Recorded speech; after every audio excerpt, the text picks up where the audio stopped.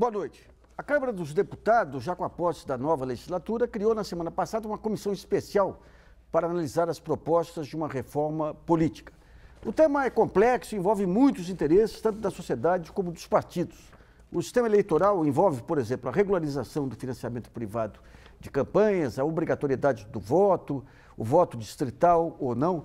Para debater a reforma política, o Brasilianas.org convidou o deputado federal Mendes Tame, do PSDB de São Paulo, o ex-deputado, nomeado secretário da Comissão Especial de Mobilização para a Reforma Política da OAB Nacional, Aldo Arantes, o cientista político da Unicamp, Wagner de Melo Romão, e no Rio, o cientista político da Universidade Estadual do Rio de Janeiro, Fabiano Santos. E também contamos com a colaboração da jornalista Aline Moraes, que vai escolher as perguntas enviadas através do portal Brasilianas.org. Nesse primeiro bloco, vamos abusar um pouquinho dos nossos entrevistados aqui, para didaticamente entender os principais pontos da reforma política. O que significa financiamento de campanha, voto distrital? Então, eu começaria com o deputado Mendes Tame. Nassif, nós temos visto muita conversa sobre reforma política que, na verdade, não chega ao cerne, ao âmago da questão. Fica em pontos periféricos, naquilo que é mais fácil, naquilo que teria consenso. Uma reforma política precisa realmente mudar para melhorar. Melhorar o quê? Melhorar a qualidade da representação política numa democracia representativa. E para isso eu preciso mudar, melhorar o método de escolha dos deputados, porque a Câmara é o celeiro onde vão buscar os secretários de Estado, os ministros, os candidatos às prefeituras das capitais, os governadores, até presidente da República, muitas vezes passa por lá.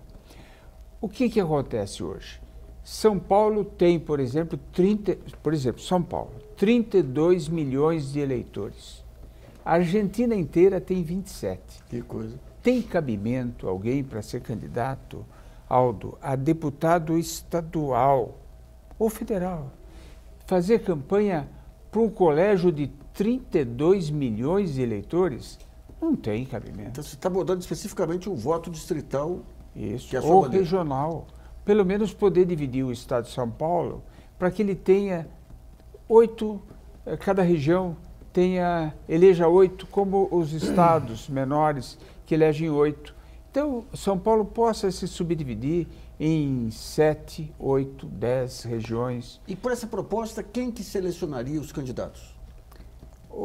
Dentro de cada região poderia ser uma votação como é hoje, mesmo proporcional. O povo votaria naquele dos partidos, os partidos, pela sua votação, iriam escolher mais ou menos candidatos, mais ou menos. Mas dentro dos partidos, quem que selecionaria os candidatos para cada região? Como é hoje, da mesma forma, aqueles que se aventuram a ser candidatos, que foram prefeitos das maiores cidades, que têm uma representatividade naquela região. Se eu tiver regiões com no máximo 3 milhões e meio de eleitores, eu posso ter profissionais liberais, jornalistas. Mas o sistema de escolha hoje, nos partidos, de uma maneira geral, é democrático, na sua opinião, não? Eu acho que até caça candidato. É tão democrático que até caça candidato para deputado federal. Ser candidato, tem tanta vaga que não há problema. Tem tanta vaga, tanto partido, que ele querendo ser candidato. O problema não é um cerceamento da sua candidatura, é o custo da campanha, o número de eleitores que ele tem. As eleições acabam sendo caras, superficiais e desumanas. Aldo, como é que você vê essa questão? É o seguinte, eu venho aqui e não venho defender um ponto de vista meramente pessoal. Eu venho defender um ponto de vista da coalizão pela reforma política democrática e eleições limpas, que é uma articulação de mais de 110 entidades da sociedade civil, entre as quais a CNBB, a OAB, que eu represento, entidade do movimento sindical, estudantil, enfim, é um complexo de entidades. Nós partimos de alguns princípios e da análise da realidade. Princípios é o princípio basilar da Constituição, que é a soberania popular. E a análise da realidade identificando quais são os problemas estruturantes que degradam a democracia. Nós identificamos 4 e procuramos apresentar a proposta para os 4. O mais grave, na nossa opinião, é o financiamento de campanha por empresa. Isso. Ele é inconstitucional, o Supremo Tribunal Federal está votando a ação direta de inconstitucionalidade interposta pela OAB, já tem 6 votos a 1. O ministro Gilmar Mendes paralisou o processo de votação. Na minha opinião, esse é o mais grave. Primeiro, que é inconstitucional, porque a Constituição diz que o poder emana do povo e o poder do dinheiro afeta exatamente o exercício da soberania popular. Segundo, é o canal da corrupção eleitoral. Todos esses fatos que vêm hoje a público, está claro que aí é que está o elemento fundamental. Além do fato de grandes empresas montarem bancadas próprias, né? Portanto, compõem um parlamento à imagem e semelhança do poder do dinheiro e não da vontade popular. Então esse é o mais grave problema. O segundo é o sistema eleitoral. Nós temos no Brasil, a Constituição brasileira, e eu fui constituinte, reafirmou o princípio do sistema proporcional. O sistema proporcional, na minha opinião, é o mais avançado. Ele surge historicamente depois do sistema majoritário, que é o distrital ou distrital misto, que surgiu na Idade Média. Com a Revolução Industrial... Explica para os nossos telespectadores o que é o sistema proporcional. O sistema proporcional é o sistema que permite que as diversas matizes de opinião da sociedade se expressem no parlamento. E cada partido leva... proporcionalmente ao número de votos. Porque o majoritário só vai... O majoritário, ele é excludente, o sistema majoritário, ele é excludente. O majoritário, como é o majoritário? O majoritário é o seguinte, você tem um distrito, ganha quem tiver mais voto. O que tem, diga, por hipótese, tá. Por hipótese, uma hipótese, no distrital puro. Você tem 10 distritos, tem um partido que obtém 51% nos 10 distritos, o outro obtém 49%. O primeiro tem as 10 vagas e o outro tem 0, mas isso é um absurdo. Então, o majoritário é o distrital, só para pegar a definição, e o proporcional... E o proporcional é o que permite. E o proporcional surge com a Revolução Industrial, o surgimento da classe operária. E há um movimento na Bélgica, que foi, inclusive eu gostaria de citar aqui, foi realizado em 1885, uma conferência internacional sobre a representação proporcional. E essa conferência, com representantes de vários países da Europa, chegou à seguinte conclusão, que o sistema de eleições por maioria absoluta viola a liberdade do eleitor, provoca fraude, corrupção e pode dar uma maioria de cadeiras para uma minoria do eleitorado. Daí eu vou colocar a mesma provocação que eu fiz para o Mendes Stang. Quem que escolhe em cada partido, quem se candidata? A proposta que nós apresentamos, no primeiro caso do financiamento de campanha, é o financiamento democrático de campanha. Depois eu posso explicar melhor. Tá. No segundo caso, nós apresentamos o sistema proporcional de voto transparente, em que ele se dá em 2 momentos. Você vota no programa do partido, na proposta do partido, em uma lista organizada democraticamente em eleições primárias, que eu concordo com você. Hoje, na verdade, os caciques impõem uma lista partidária. Então, você... estabelecendo, porque uma das questões que nós temos no Brasil é a fragilização dos partidos políticos, o atual sistema, o aspecto da proporcionalidade é o aspecto correto, mas o voto aberto, esse degrada, ele não permite a formação de partidos. O que é o voto aberto? O voto aberto é o atual, você vota em quem você quiser. Ah, tá, você tem que votar... Nessa proposta, ela se faz em 2 momentos, a proposta que a coalizão apresenta para a sociedade brasileira. No primeiro momento, você vota numa lista, você vota, portanto, em torno de propostas. Para partidos? Para partidos. As propostas, de tal maneira que você eleva a cultura política do Brasil. Você não faz a escolha de pessoa e, hoje em dia, pessoa e ganha quem tem mais dinheiro. Sem compromisso com ideias, sem compromisso com propostas. Essa proposta, você votaria exatamente numa proposta, num primeiro momento. Com base no quociente eleitoral, você define o número de cadeiras daquele partido e ele disputa num segundo momento. Quer dizer, aí ao eleitor caberá escolher. Então você tem um momento em que você fortalece os partidos, que você dá identidade política e ideológica, porque na nossa opinião o problema que agrava, inclusive a falta de governabilidade no Brasil, não é a quantidade de partidos, mas a qualidade do partido. Então, daí entra partidos que não têm unidade política e ideológica e forma-se bancada suprapartidária, que é o que está acontecendo hoje. Então entra um terceiro ponto aí, que é a questão de coalizão. Como é que vocês... Nós consideramos que aí o problema da coligação não é o problema decisivo, como eu estou dizendo. Para nós, o problema é a natureza do partido. que um partido de aluguel, nessa proposta, ele vai sumir. Porque o voto é dado num programa. Quem não tiver programa vai dançar. Wagner, você acha que... Como é que você vê aí o que foi discutido até agora? Eu penso que esses dois pontos, o ponto do financiamento é um ponto relevante e o ponto da representação, da qualidade da representação. Eu vejo que a proposta de um financiamento, digamos, estatal, que é o que o Aldo está chamando de, na proposta da coalizão, está como fundamento financiamento democrático, né? Eu penso o seguinte, a gente vive numa situação tão difícil de representação, não é só uma coisa do Brasil, mas acho que é uma coisa generalizada, né?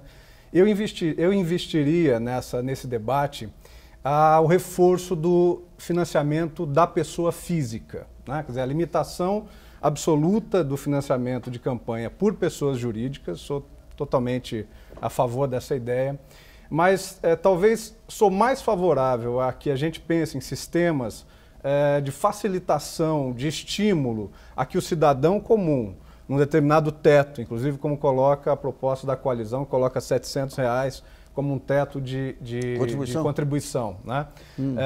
Com algum teto, eu estimularia esse tipo de financiamento. Acho que é necessário uma relação mais próxima do eleitor com o seu representante, e em parte isso pode se dar pela forma do financiamento. Em relação a essa questão de fortalecimento dos partidos, quer dizer, a coligação, como é que você vê? Eu sou totalmente contrário à coligação no legislativo. Eu acho que uma maneira talvez mais fácil, que já devia ter sido superada, eu acho, né? É o fim das coligações nas eleições proporcionais, ou seja, nas eleições para deputado e para vereadores, né?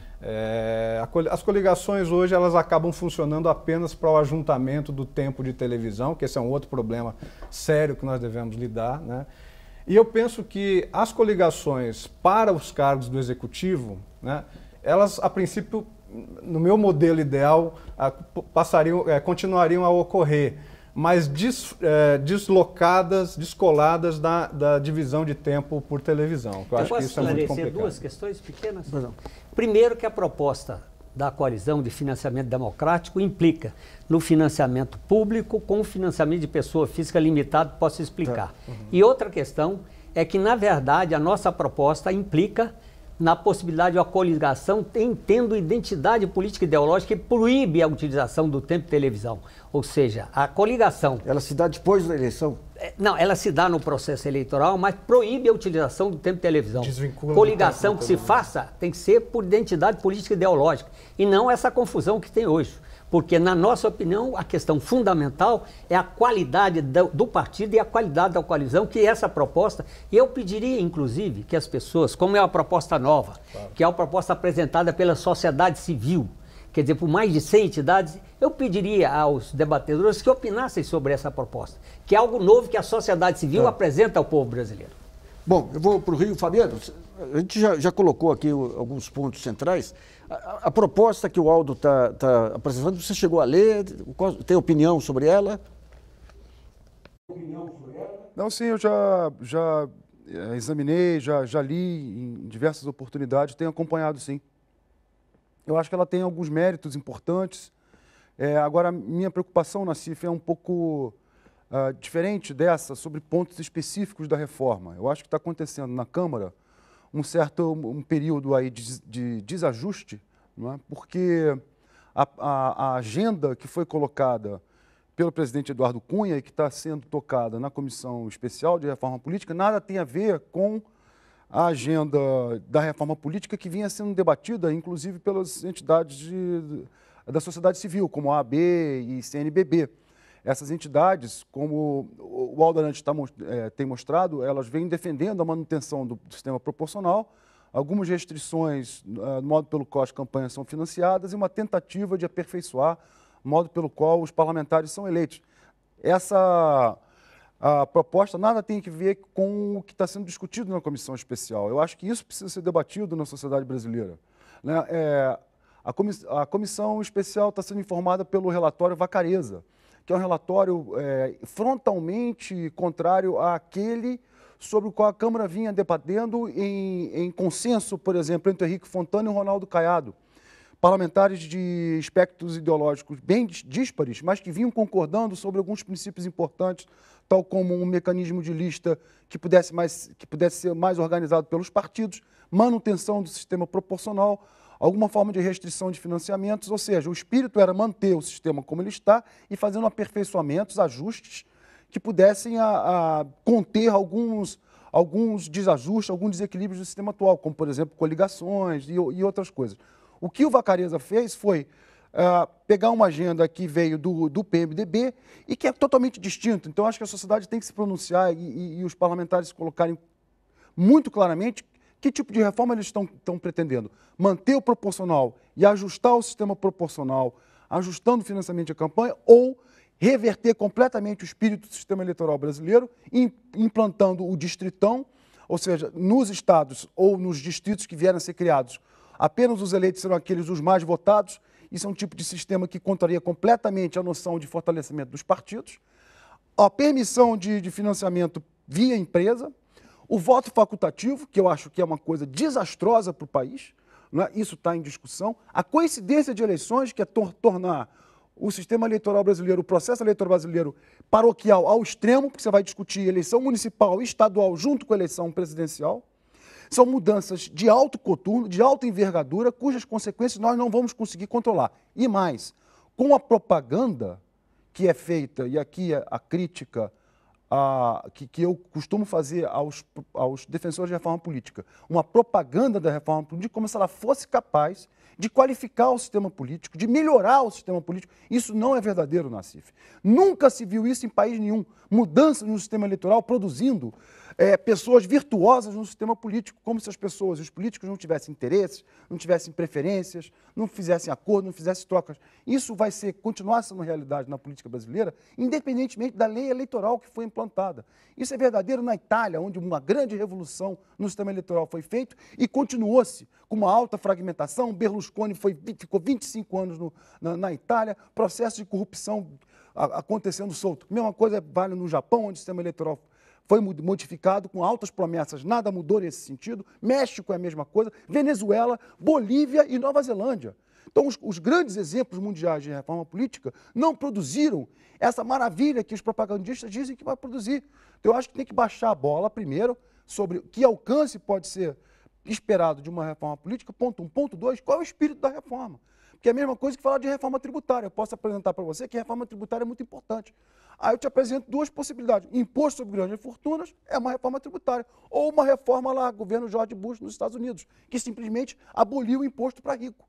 Então, falar reforma e concordar não quer me dizer nada, né? Então, eu estou preocupado com como está sendo encaminhado na Câmara, está sendo encaminhado com grande irresponsabilidade e completamente contrário ao espírito pelo qual vinha sendo discutida a reforma política no Congresso. Fabiano, a gente está vendo aí, com o advento das redes sociais, com o avanço das informações no mundo inteiro, com esse questionamento dos poderes, você traz uma crise generalizada de sistemas políticos aí.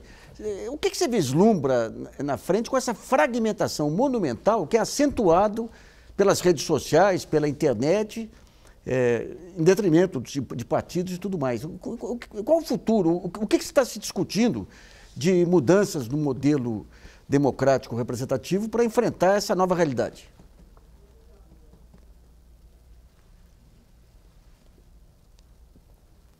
Também gostaria de uma água. Não ouviu? Alô, Fábio? Fabiano, tá ouvindo ou não? Minha pergunta eu não sabia. É?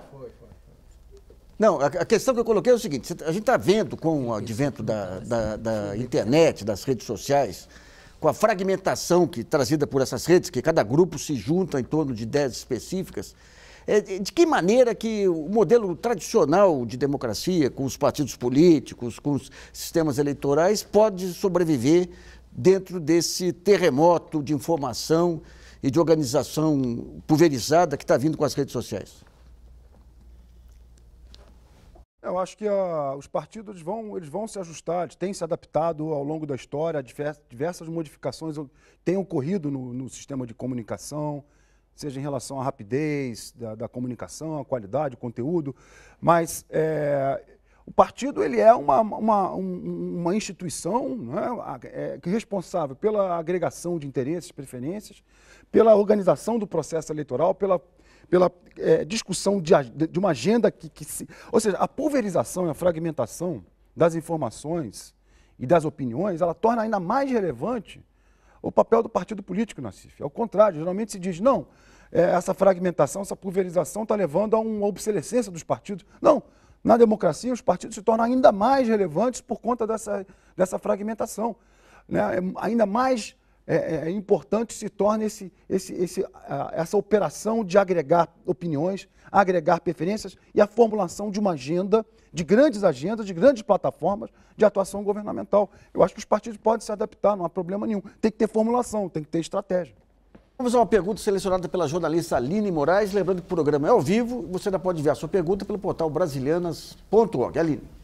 A pergunta é da Vivian Medeiros, ela é de Belo Horizonte, e ela quer saber da forma como a reforma está sendo conduzida, se existem pontos dela que podem acabar piorando o sistema político brasileiro, né? Pegando a carona do que o Fabiano dizendo, então, para vocês... Então, deputado, quais os riscos que o senhor está vendo aí nessa reforma que está sendo encaminhada na Câmara? Risco sempre existe. Imagine que quem vai mudar, quem vai votar, não são aqueles que foram eleitos privilegiados, favorecidos pelas próprias distorções atuais. Muitas vezes, aqueles que foram eleitos não têm grande estímulo para acabar com as distorções que os beneficiaram. Então, o risco existe. Mas há alguns pontos que nós consideramos e que as 3 colocações foram feitas pelo Fabiano, pelo Aldo e pelo Wagner, são muito relevantes. Primeiro, é que o sistema proporcional é aquele que tem dado melhor resultado porque ele acolhe as minorias. A proposta que eu considero mais factível é aquela que faz uma mudança factível. Como? Grandes estados poderão dividir-se em regiões. Por exemplo, o estado de São Paulo tem 70 deputados federais. Por que não 7 regiões de 10 deputados? Ou 10 regiões de 7. Ou seja, mantém a proporcionalidade nas regiões. Igualzinho, então ele vai funcionar como funciona o Alagoas, como funciona Sergipe, vai funcionar da mesma forma. Só que aqueles que conseguiram ser eleitos fazendo um pouquinho de votos em cada um dos 645 municípios, não poderão mais fazê-los. Porque hoje, o que nós estamos assistindo? Isso que o Aldo falou, o poder do dinheiro, o poder das igrejas, das organizações, dos sindicatos, ou um comunicador de televisão. Mas, deputado, quando a gente pega... O poder do dinheiro é deletério. Mas quando a gente pega historicamente, a gente tem aquele tipo de deputado, prefeito ou vereador específico da região, e nós tínhamos aqueles deputados de alcance estadual que eram os programáticos. Com essa proposta, os programáticos não vão ser alijados? Desaparece. O que você acha? Estarão na sua região. Por exemplo, um candidato verde, do Partido Verde, naquela região, se ele tem na sua região um bom desempenho, ele poderá ser eleito. Mas a força dele é o verde do estado todo. São 10 como vagas ele é minoria, na região. Viu, deputado Mendes, como ele é minoria, o verde é minoria, certamente quem defende a reforma agrária é minoria, certamente quem defende os direitos da mulher é minoria, defende a juventude. Então, a maioria, sobretudo nesse caso, agrava as elites locais, sobretudo dos grandes proprietários de terra. Isso aí agrava, na minha opinião, a situação. Eu gostaria de destacar que a proposta da coalizão é um projeto que é o aperfeiçoamento do atual sistema, né? É o aperfeiçoamento. E ele pode ser feito através de um projeto de lei ordinária. O que está tramitando, que eu concordo com a crítica que foi feita, porque, na verdade, ele é um absurdo completo. Enquanto o povo está na rua protestando contra o poder do dinheiro, enquanto o Supremo Tribunal Federal está 6-1, há uma proposta que tenta constitucionalizar, é um absurdo completo. Eu acho que é necessário, no debate, deixar clara a opinião pública. O povo brasileiro sabe o que significa. Então, a nossa coalizão, ela proíbe o financiamento de campanha por empresa, que é no mesmo sentido. E a justificativa da OAB para fundamentar essa ação que está sendo praticamente acatada pelo Supremo, é que a Constituição brasileira define que o poder emana do povo. Empresa não é povo, portanto não tem o direito político, degrada e altera o sistema democrático. Como membro da OAB, aí, essa questão de pedir vistas aí é uma excrescência, porque quando você pede vista é em cima de algo que você está analisando, você pede vista por prazo curto aí. Essa manobra do ministro Gilmar Mendes de pedir vista e segurar enquanto espera a PEC do Vacariza prosperar, a OAB não devia tomar alguma decisão, não especificamente em relação a isso, mas a essa jogada de procrastinar que já está chegando a quase um ano. Já está chegando a quase um ano. Jurídico já está quase chegando. A coalizão, nós consideramos que é um problema, na verdade é um assinte, não é? Mas essa é uma questão, quer dizer, que eu acho que é necessário que a sociedade se manifeste, não é só a OAB. É porque, na verdade, está impedindo uma manifestação que, inclusive, o argumento de alguns setores da Câmara que não querem acabar com o financiamento de empresas, argumentam que isso é interferência. A OAB e a coalizão não consideram, porque isso aí é um problema constitucional. Claro. Não é problema de trabalhar, problema de reforma política, é um aspecto que envolve a constitucionalidade. Agora, o Supremo já votou. Claro. Eu gostaria de destacar, quer dizer, que essa questão para nós é decisiva. Nós consideramos, botamos ela em primeiro lugar. Sem resolver isso, quer dizer, se permite, quer dizer, a constitucionalização ou a continuidade do financiamento de campanha por empresa, tudo mais está prejudicado. Então nós consideramos isso decisivo. Vamos para o primeiro intervalo e brasilianas.org volta já.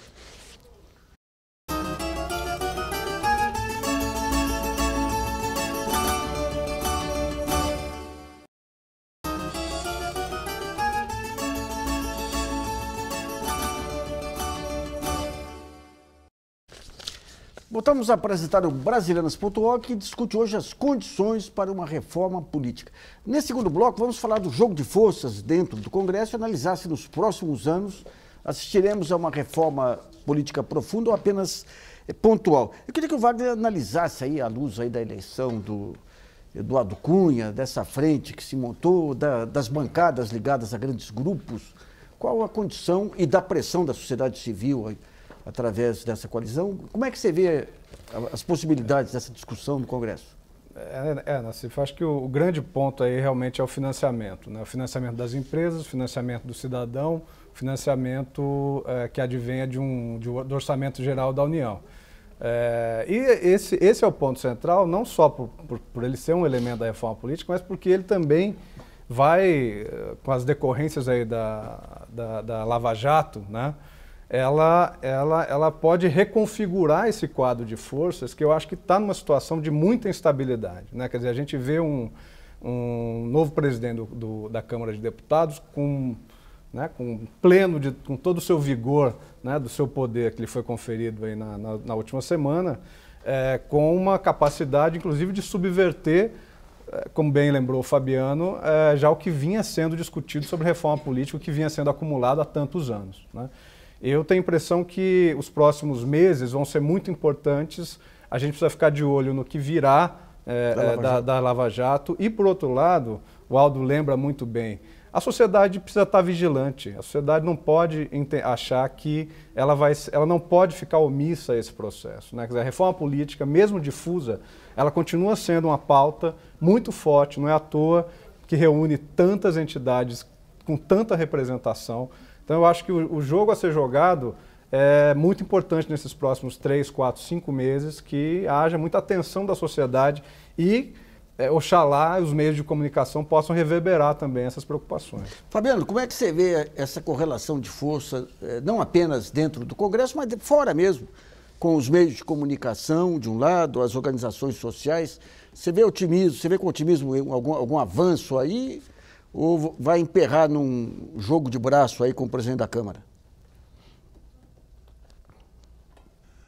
Eu acho que tem um problema de estratégia do governo, né, do PT, desde o início, né, porque colocou a reforma política como pauta prioritária sem prestar atenção na correlação de forças, né? Então, nunca é interessante para o colocar uma pauta e definir como prioritária sem antes saber como qual é a tendência central do órgão que, afinal de contas, decide. O órgão que, afinal de contas, decide é a primeira Câmara, depois o Senado. A Câmara não pode tudo. O presidente da Câmara tem uma opinião, está em lua de mel com a própria casa, mas é uma instância. A arquitetura institucional brasileira prevê várias outras instâncias no processo decisório.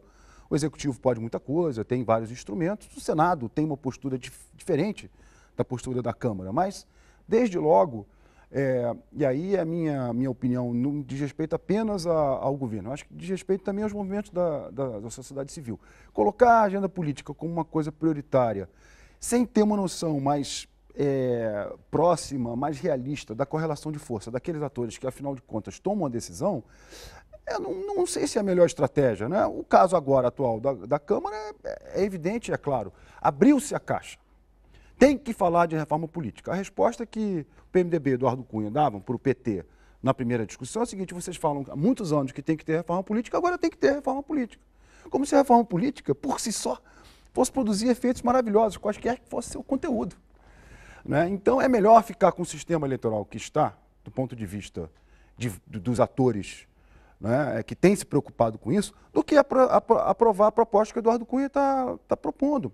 Mesmo o deputado Mendes Tame está colocando, não, sou a favor do sistema proporcional com distritos menores. A respeito disso, eu mesmo escrevi com o meu ex-orientador um trabalho há muitos anos atrás, defendendo a redistritalização do país em distritos menores, e sempre mantendo o proporcional e o fim das coligações. Isso significa um aperfeiçoamento dentro de uma determinada perspectiva. Mas isso é teórico. Né? A reforma política faz parte do jogo político. E o jogo político ele é jogado de acordo com os interesses, as opiniões daqueles que decidem. Na Câmara, a correlação de forças não é boa para a proposta defendida, seja pelo governo, seja pelo PT, seja pelos movimentos da sociedade civil, OAB e CNBB, inclusive. É melhor ficar com o que está aí, né, do que avançar na proposta do Eduardo Cunha. Então, a minha sugestão é que vamos embaralhar o jogo. Né? Entra no Congresso, embaralha, não deixa votar nada. É melhor do que avançar nisso que está sendo proposto. Você vê riscos aí dessa PEC Vacareza Gilmar Cunha passar? Vejo. Não dúvida. O Fabiano tem toda a razão.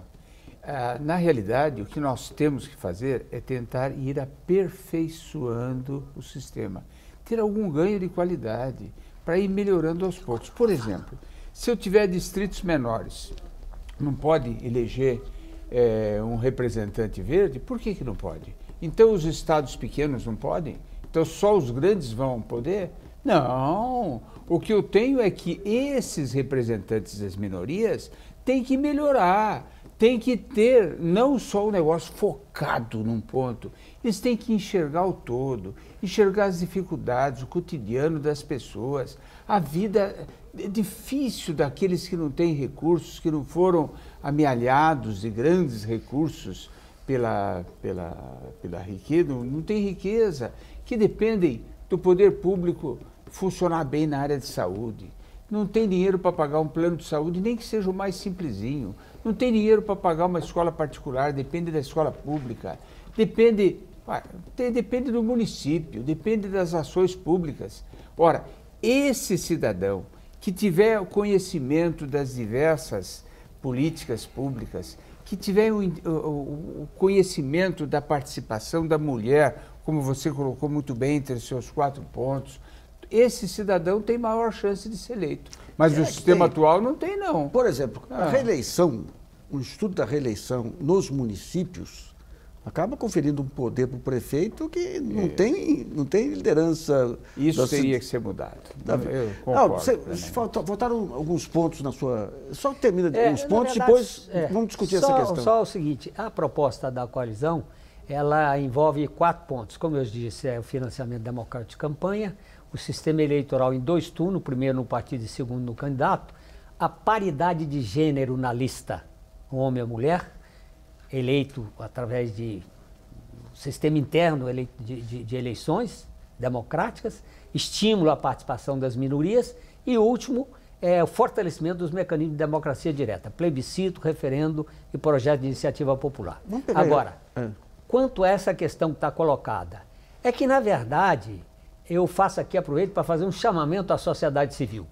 Nós temos que nos mobilizar. Nosso objetivo é coletar 1.500.000 assinaturas e é botar o povo na rua. porque o Congresso, eu já fui deputado federal por vários mandatos e fui constituinte. Dou um testemunho aqui. A Constituição só teve esse perfil em função da pressão da sociedade. E nós sabemos, recentemente, uma série de medidas que estavam atravancadas na Câmara, de um dia para a noite foram votadas. Então eu acho que a questão não se decide meramente na Câmara. E se for na Câmara, na minha opinião, eu concordo com o que foi dito aqui. Quer dizer, o resultado pode ser altamente maléfico. Essa emenda é tudo o que se possa pensar contrário ao que a sociedade e o projeto da coalizão defende. Qual a solução? Não é meramente parar, não, porque o risco de parar é ser aprovada a proposta conservadora. É mobilizar a sociedade, é politizar, é coletar 1.500.000 assinaturas e ir para as ruas em torno de uma proposta concreta. Não é para ir para a rua pela ir para a rua, mas para fortalecer esse movimento, para que a gente possa criar, na verdade, uma exigência da sociedade para que essas questões que estão vindo à tona, que a gente vá à causa delas. Essa denúncia toda de corrupção, o pano de fundo, é o financiamento de campanha. Vamos atacar, vamos apresentar uma alternativa. Deixa eu ver com o Wagner. Você tem uma mobilização e você tem um Congresso, uma Câmara, que é, pelo tudo que foi colocado aqui, é desequilíbrio em favor de Eduardo Cunha, desse padrão. A Constituinte exclusiva, você acha que é uma bandeira relevante, capaz de mobilizar a opinião pública?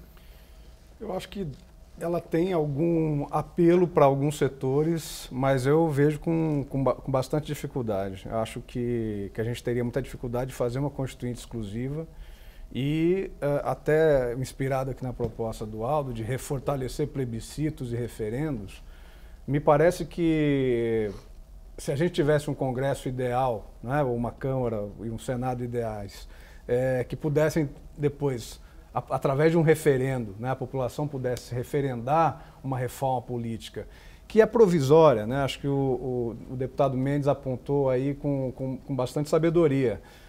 Ninguém aqui está falando que a reforma política vai gerar um sistema político perfeito. Até exatamente no caso do voto distrital misto, tem um trabalho de um colega da USP, o Glauco Pérez da Silva, que mostra, inclusive, que, digamos, o padrão de eleição, o padrão de votação dos deputados eleitos por São Paulo, ele, inclusive, mistura um pouco esse padrão de um deputado que tem votos em praticamente todas as zonas eleitorais, né?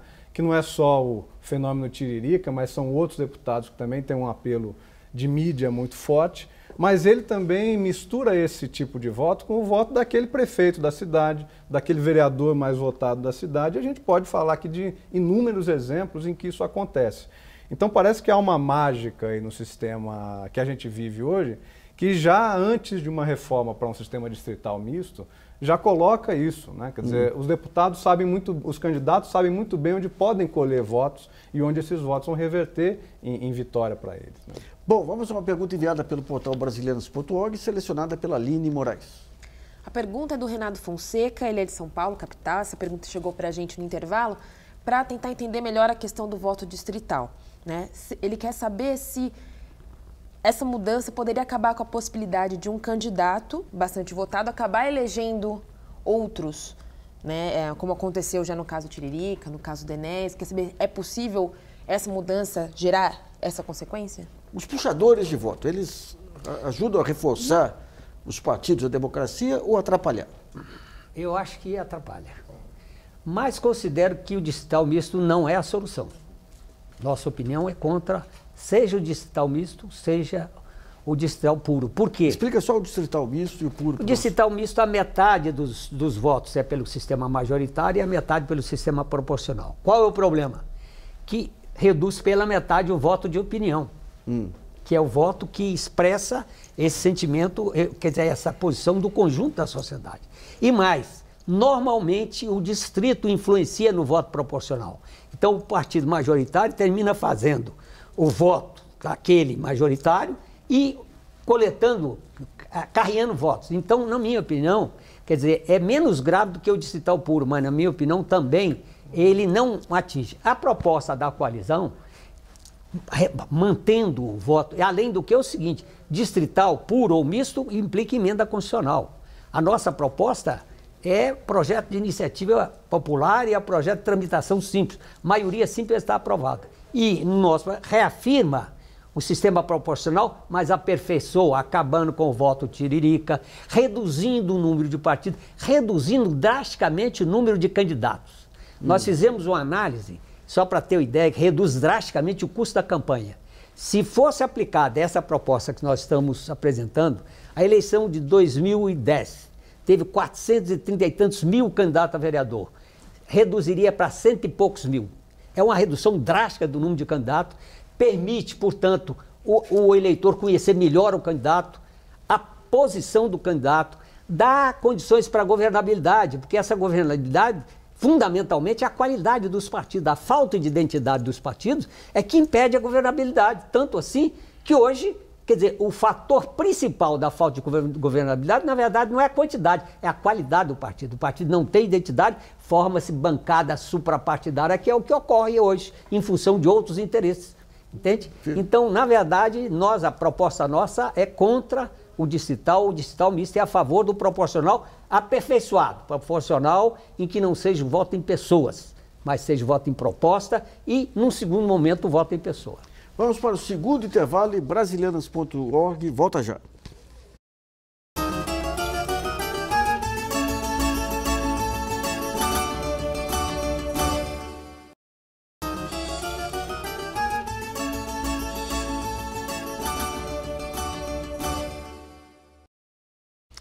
Voltamos a apresentar o programa Brasilianas.org sobre a reforma política. Nesse último bloco, vamos ver como a sociedade aí pode se organizar para acompanhar e participar do processo da reforma política. Eu vou para o Rio com o Fabiano. Fabiano, esse descrédito em relação à política, ao parlamento, tudo é um fator que mobiliza, que pode mobilizar a opinião pública ou pode desanimar? Bom, uma bela questão. Para o nosso consolo, né? Esse descrédito não é um fenômeno brasileiro, isso ocorre em várias outras partes do mundo. Vamos dar um exemplo, nas eleições americanas legislativas últimas, as pessoas que votaram, o voto lá não é obrigatório, somou 40%, tá, do eleitorado, tá certo? Então a gente tem lá um Congresso que tem poderosíssimo, mas eleito por menos do que 50%, bem significativamente menos do que a maioria da população, né? 40% participando. E, bom, na Europa a gente tem vários casos, né? Em outros lugares do mundo a coisa oscila, às vezes os países estão mais otimistas em relação à democracia, menos otimistas.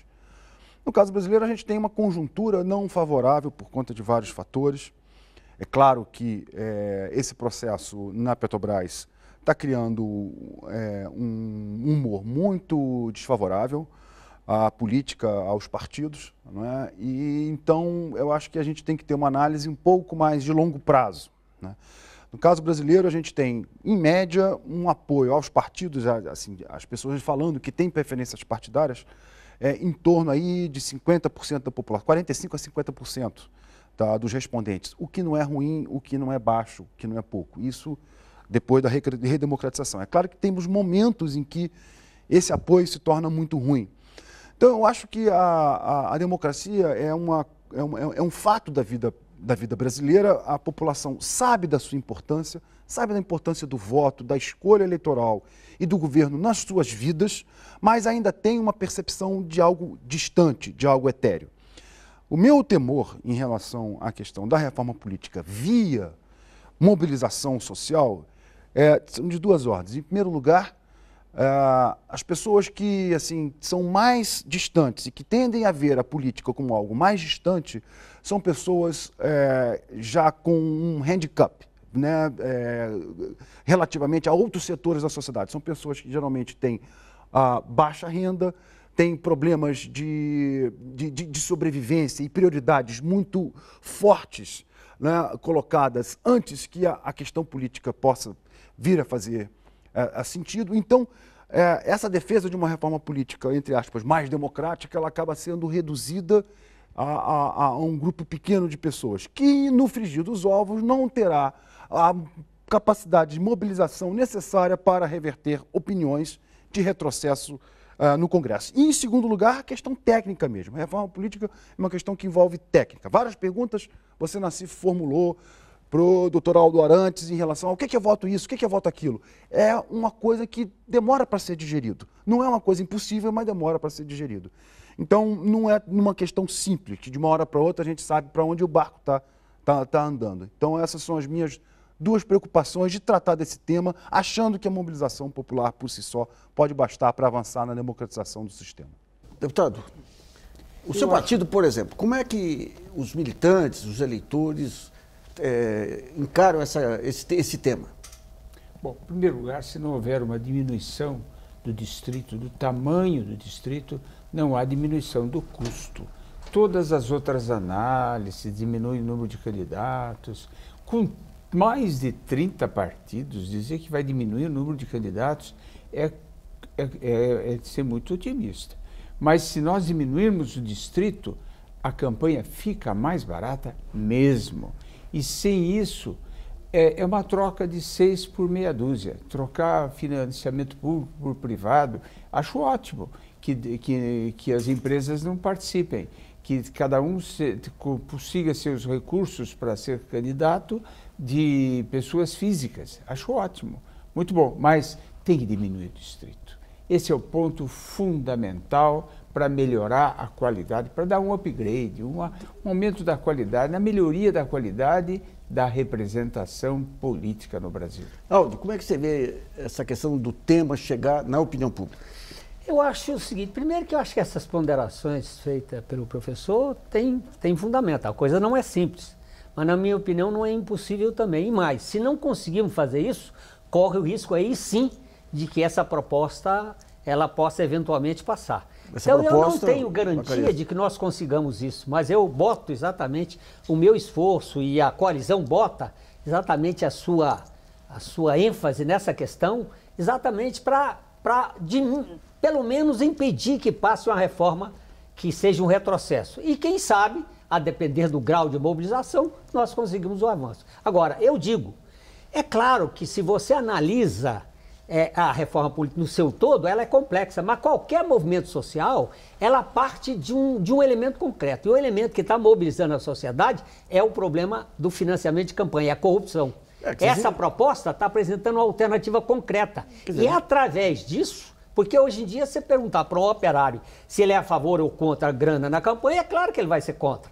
E isso abre caminho para você discutir mesmo outras você tendo questões. uma complexidade técnica em voto distrital, mito, os temas centrais, que é o financiamento público de campanha, A participação das mulheres, a democracia direta. Você não tem medo de despertar a reação de outras minorias, não?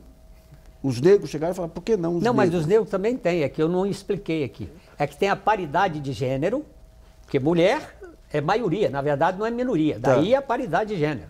Ela tem quase 52% da população. E dentre as mulheres, a de raça, de cor, raça não, então cor. Aí o seguinte, a nossa proposta, ela cria estímulos econômicos para aquele partido que incorpora as minorias na sua lista.